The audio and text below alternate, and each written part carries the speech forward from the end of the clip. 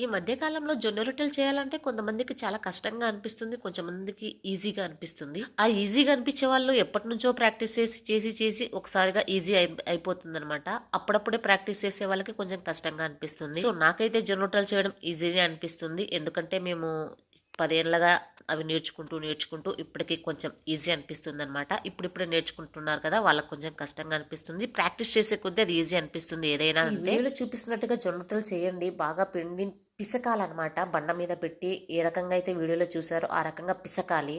చిన్నగా నిదానంగా చిన్నగా రొట్టెలు చేసుకుంటూ వస్తే అదే ఈజీగా వచ్చేస్తుంది. ఇంకా ఈ రొట్టెలు రాని వాళ్ళ కోసం మా సైడ్ అయితే ఒక కర్ర అయితే అమ్ముతారు. ఇది జొన్న రొట్టెల కర్ర అంటారనమాట.